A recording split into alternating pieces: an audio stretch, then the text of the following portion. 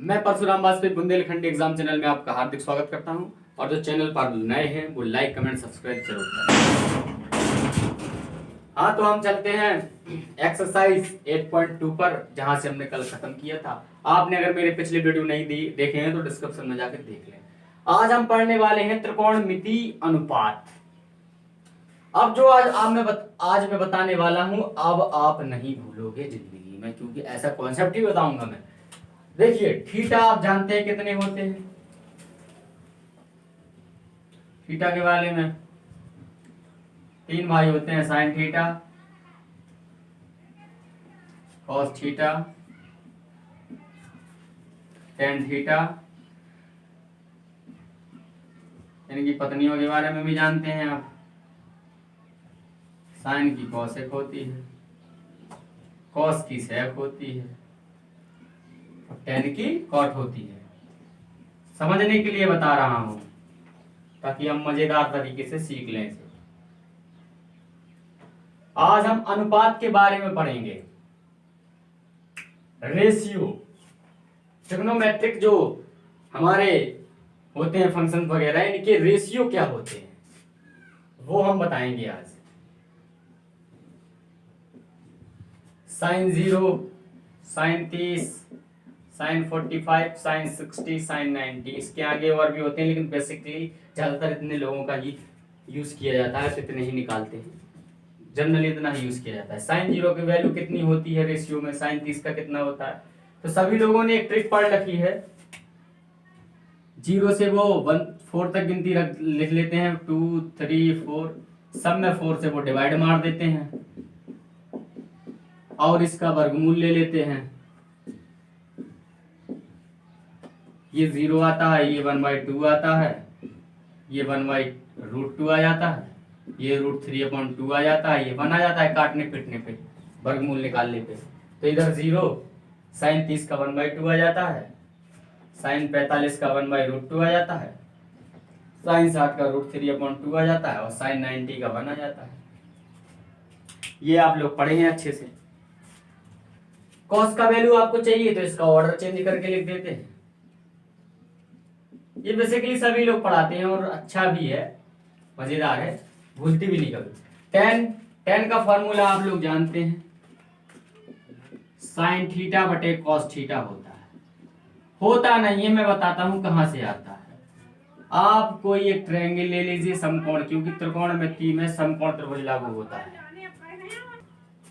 तो देखो, इसका कोण भी अगर मैं 90 मान लूं तो tan theta is equal to sin theta upon cos theta कैसे निकलता है। देखो, tan थीटा का आपको मालूम है क्या होता है, लाल बटे कक्का से अगर आप निकालें तो लंब बटे आधार, यानी कि BC बटे AB होता है।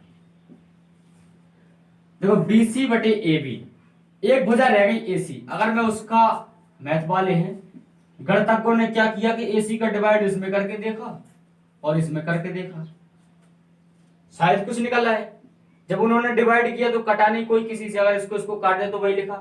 जब कटा नहीं तो उन्होंने एनालाइज किया कि BC बटे EC। BC क्या है बेटा, लंब, और AC कर्ण है। उन्होंने देखा लंब बटे कर्ण तो वही फॉर्मूला साइन थीटा का होता है, तो उन्होंने साइन थीटा लिख दिया। और AB बटे AC यानी कि आधार बटे कर्ण, उन्होंने देखा ये तो कॉस का फॉर्मूला होता है। तो उन्हें एक नई चीज पता चली कि भाई tan थीटा साइन थीटा बटे कॉस थीटा के भी होता है, और tan और cot में भी संबंध होता है कि tan cot का क्या होता है, उल्टा। तो उन्होंने कहा जब tan बराबर इतना होता है तो cot बराबर इतना भी होता है। उसको भी आप इससे निकाल सकते हैं। तो गणितज्ञ भी बड़े दिमागदार थे, उन्होंने कुछ भी नहीं छोड़ा हमारे लिए कि जो कुछ बच जाए हम निकाल सके, सब उन्होंने निकाल दिया। तो इस तरीके से tan थीटा का होता है sin थीटा बटे cos थीटा। कुछ रटने की जरूरत नहीं है, सब आपको कॉन्सेप्टली बताया जाएगा, और ये भी आपको रटने की जरूरत नहीं है। ये तो अभी बताया जा रहा है, आपको ट्रिक से बताऊंगा ये मन निकलते आखिर कैसे है। साइन थीटा बटे कॉस थीटा, यानी कि इसका इसमें डिवाइड करोगे तो इधर 0 आने वाला है, 2 से 2 कटेगा तो 1/√3 आएगा, ये 1 बचेगा, 2 से 2 कटेगा तो √3, और 0 का भाग किसी भी संख्या में दोगे आप वो हमें अनंत आता है, इन्फिनिटी आता है, अनंत यानी कि अपरिभाषित। कोसेक थीटा का मान क्या हो जाएगा, आप साइन थीटा की वैल्यू को उल्टा कर दें, क्योंकि कोसेक थीटा जो है साइन थीटा का व्युत्क्रम होता है, क्योंकि इनमें रिलेशन होता है, आप जानते हैं। इसको उल्टा करेंगे तो इन्फिनिटी आएगा, क्योंकि 0/1 लिख सकते हैं इसको उल्टा करेंगे तो क्या हो जाएगा 1/0, 0 का भाग 1 में देंगे तो अनंत आने वाला है। अब इसको देखो, साइन को इसको उल्टा करेंगे तो हो जाएगा 2, 45 वाली वैल्यू उल्टा करेंगे तो हो जाएगा √2, 60 वाली को उल्टा करेंगे जो हो जाएगा 2/√3, एक को उल्टा करेंगे तो एक ही आएगा। क्या आने वाला है? सेक को cos थीटा की वैल्यू उल्टा कर दो, cos थीटा की जब आप वैल्यू उल्टा करेंगे तो cos थीटा पर नहीं आएगा। सेक की 30 की वैल्यू को उल्टा करेंगे यानी कि cos 30 की, तो ये हो जाएगा 2/√3। 45 का वैल्यू निकालना है सेक का, तो आप क्या करेंगे cos 45 की वैल्यू को उल्टा करेंगे √2/1, तो 1 लिखा नहीं जाता नीचे तो √2 ही लिखा जाता नीचे। आपको अब cos 60 की मालूम है तो आप sec 60 की भी निकाल सकते हैं, उल्टा कर डालिए। cos 90 की मालूम तो sec 90 की, 0 को उल्टा करेंगे तो अनंत आता है, मैंने बताया है। cot की वैल्यू निकालने के लिए आपको बताया 10 को उल्टा कर मारो, 0 को उल्टा करोगे तो इन्फिनिटी आएगा, 1/√3 को उल्टा करोगे तो √3 आएगा, 1 को उल्टा करोगे तो 1 आएगा, और 60 वाली वैल्यू को उल्टा करोगे तो 1/√3 आएगा, और 10 अनंत को उल्टा करोगे तो क्या आएगा 0, क्योंकि इन्फिनिटी/1 होता है। इसको उल्टा किया तो 1/∞ हो गया, और इन्फिनिटी को लिख सकते हैं अपन 1/0, 0 का ऊपर जाएगा तो 0, इसीलिए 0 आ गया। ये वैल्यू बेसिकली सभी लोग पढ़ाते हैं, लेकिन ये अनुपात जो रेशियो आते हैं इसमें, ये आते कहां से ये मैं बताता हूं आपको। अच्छा हाँ, तो ये जो रेशियो आते हैं कहां से आते हैं देखो हम बताएं। बड़ा हमेशा आपको पता है ट्रिग्नोमेट्री का में चलती है परपेंडिकुलर वाले में, यानी कि समकोण त्रिभुज में जिसका एक कोण 90 एंगल का हो। जैसे आपको सपोज दैट 45 की वैल्यू चाहिए, यानी कि sin 45 की वैल्यू चाहिए, cos 45 की चाहिए, tan 45 की चाहिए, cosec 45 की चाहिए, सबका 45 का वैल्यू आपको चाहिए, तो आप किस तरीके से फाइंड करेंगे? यदि आप इसको 45 मान लें, आप जानते हैं त्रिभुज के तीनों कोणों का योगफल 180 अंश होता है, छोटे छोटे से पढ़े हो। जब ये 90 हो गया, ये 45 हो गया, तो ये कितना होगा 45, तभी तो तीनों का योग कितना होगा 90, ये 40 हो जाएगा ना। जब भाई ये 40 हो गया, ये 40 हो गया, यानी कि दोनों कोण बराबर है। जब दो कोण बराबर होते हैं तो वो कोण जो भुजाएं अंतरित करते हैं वो भुजाएं बराबर हो जाती हैं, यानी कि यदि ये भुजा x है तो ये भी x होगी। समझ में आया? तो अब आप क्या निकालेंगे? कर्ण, कर्ण की वैल्यू आप निकालेंगे कैसे? पाइथागोरस से, यानी कर्ण स्क्वायर जो इक्वल टू आधार का स्क्वायर प्लस लंब का स्क्वायर, यानी कि 2x²।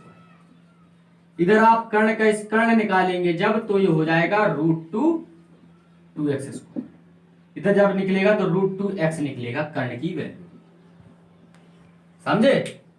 तो ये आपको मैंने निकाल के बताया। इधर जब ये वैल्यू आपकी देखो, दो कोण बराबर थे इसके, एक 45 मान ले, क्योंकि 45 क्यों माना हमने? क्योंकि 45 की वैल्यू चाहिए। तो दो कोण बराबर है तो दोनों भुजाएं भी बराबर होंगी, क्योंकि दो भुजाएं समान कोण अंतरित करती हैं और समान कोण समान भुजाएं अंतरित करती हैं। तो ये निकल आया। अब जैसे कि हमें sin 45 का वैल्यू चाहिए, तो क्या होता है? लंब बटे कर्ण, लंब की वैल्यू है x, कर्ण की वैल्यू है √2x, x से x खत्म 1/√2।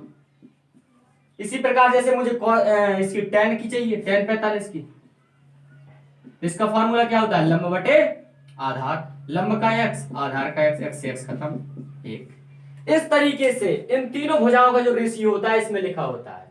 इस तरीके से ये रेशियो निकलते हैं। sin 45 का निकाल लिया, tan 45 का निकाल लिया, इसी तरीके से आप cos 45, cosec 45, sec 45 का लाल बटे कक्का के फॉर्मूला से सारे रेशियो निकाल सकते हैं। ये तो हो गया 45 के रेशियो का, ये तो हो गया 45 के रेशियो का। अब हमारा 30 रेशियो देखिए, 30 अंश के रेशियो का क्या होगा? देखो, यदि 30 अंश, यदि मान के चलो कोई समबाहु त्रिभुज है, मान के चलो सपोज मैथ वाले, इसको A डाल लीजिए, इसको B डाल लीजिए, इसको C डाल लीजिए। एक परपेंडिकुलर लगेगा क्योंकि त्रिकोणमिति समकोण त्रिभुज में लागू होने वाले, तो इस पे एक लंब सममध्य भाजक खींच दिया, यानी कि ये इसमें बीसी भुजा पे के एक लंब डाल लिया, इसको वो दो भागों में डिवाइड कर देगा, पड़ा हुआ है 9th में। ये D, मान के चलो ये पूरी भुजा A थी, पूरी भुजा कितनी थी? A, तो ये कितनी हो गई? ये a/2 बची, ये a/2 बची, ये हमने कहा समबाहु त्रिभुज लिया था ये, यानी कि तीनों कोण कितने थे, 60-60 अंश के थे। तो जब ये समद्विबाहु हमने वो समद्विभाजक खींच दिया तो ये 30 अंश का हो गया और ये 30 अंश का हो गया। पूरा कितने का, 60 का है। ये 90-90 का, क्योंकि हमने क्या खींचा, एक लंब डाल दिया, तो ये 90-90 का हो गया। अच्छा, ये ए है, ये ए है, क्योंकि तुम आप जानते हैं समबाहु त्रिभुज की तीनों भुजाएं बराबर होती हैं। लेकिन जब ये समद्विबाहु खींचा तो ये y2 ये हो गई, ये y2 ये हो गई। इधर देखो, अब देखो इस जो ये परपेंडिकुलर है बेस, वो लंब, इसकी वैल्यू हमको फाइंड करनी पड़ेगी। तो या तो आप ये वाला ट्रायंगल ले लें, ये वाला ट्रायंगल ले लें, तो आप इसकी वैल्यू निकाल सकते हैं। कर्ण स्क्वायर से कर्ण का मान a का स्क्वायर, लंब का मान निकालना है आपको, यानी कि AD स्क्वायर प्लस आधार a/2 हो जाएगा। एक लेंगे आप, एक त्रिभुज, क्योंकि एक ही परपेंडिकुलर लेंगे, या तो ये वाला कोई भी ले सकते हैं। ये हो जाएगा आपका AD की वैल्यू फाइंड करवाना है आपको, तो AD इज इक्वल टू हो जाएगा अंडर रूट, ये उस साइड भेजोगे तो a स्क्वायर माइनस a²/4। इसको हल करेंगे आप तो ये आएगा 3a² रूट में, तो ये निकल के आएगा √3a/2, √3a/2। AD is equal to √3a/2। ये आपने वैल्यू निकाल ली। अब आप कहेंगे आपने समबाहु त्रिभुज ही क्यों लिया, तभी तो हमें 60 और 30 का ये जो संबंध है, ये वैल्यू जो है इसकी लंब की डिफरेंट पता चलती, नहीं तो फिर तो सारे मान एक से ना आ जाते।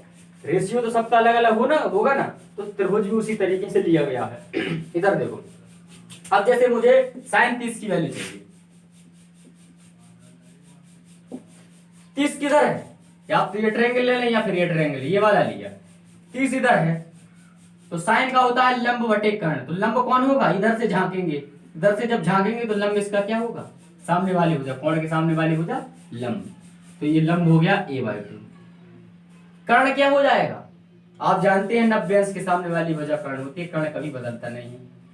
AB की भुजा, AB का मान a, इसके बटे में 1 मान लूं, यानी कि बाहर का गुणा हो जाएगा अंदर का, बाहर का हुआ तो a/2a, a से a खत्म, 1/2। इस तरीके से आप sin 30, cos 30, tan 30, cos सबके मान निकाल सकते हैं। इस तरीके से ये रेशियो 30 के आते हैं। इसी तरीके से अगर आप sin 60 का मान निकालना चाहें तो ये कोण ले लेंगे, लंब ये वाली भुजा हो जाएगी, कर्ण तो वही रहेगी। तो sin 60, cos 60, tan 60 सबका रेशियो निकाल सकते हैं। समझ में आ रहा होगा आइयो, स्टार्ट करो। हाँ, तो हमने 0, 30, 45, 60 का तो देख लिया, सबका रेशियो हम निकालते हैं, किस तरीके से आते हैं, रखने का कोई काम नहीं। अब बचा 0, 90, इनकी वैल्यू किस तरीके से आते हैं। अगर मैं मान के चलो इस कोण को, ये कोई होगा कोण A, न्यून कोण होता है 90 से, यानी कि ये दोनों कोण क्या होते हैं, न्यून कोण। जैसे कि अगर मैं इस कोण A को 0 कर दूं, क्योंकि इधर क्या चाहिए मुझे, 0 की वैल्यू चाहिए, तो अगर मैं इसको 0 कर दूं, और कोण भी तो 90 रहेगा, क्योंकि आपको पता है त्रिकोणमिति जो है समकोण त्रिभुज में लागू होने वाली है। जैसे जैसे मैं इस कोण को छोटा करूंगा, वैसे वैसे BC का मान घटता जाएगा। जैसे मैं इसको थोड़ा और छोटा कर दूं तो ABC कुछ घटा, अगर इसको और छोटा कर दूं कोण A का मान मान के चलो मैं इतना छोटा कर दूं, इतना, ज्यों मैं A को छोटा करता जाऊंगा त्यों त्यों मेरी परपेंडिकुलर भी छोटी होती जाएगी। मैंने मान के चलो इसको नथिंग बिल्कुल छोटा कर दिया, बिल्कुल छोटा, तो ये एक समय पे जो है BC को क्या कर देगा, 0, यानी कि साइन भी 0 खुद हो जाएगा, BC को भी 0 कर देगा।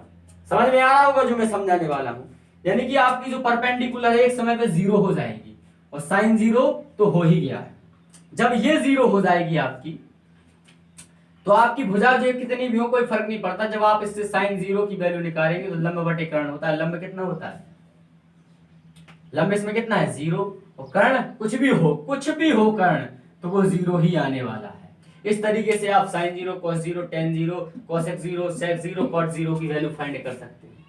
जैसे tan 0 का निकालना है तो tan का होता है लंब बटे आधार, लंब tan 0, इधर से देखेंगे लंब कितना है, इतना, आधार कितना है, चूंकि अब ये भी 0 हो जाएगा, तो 0 का भाग जब 0 में देते तो डिफाइन नहीं होता है।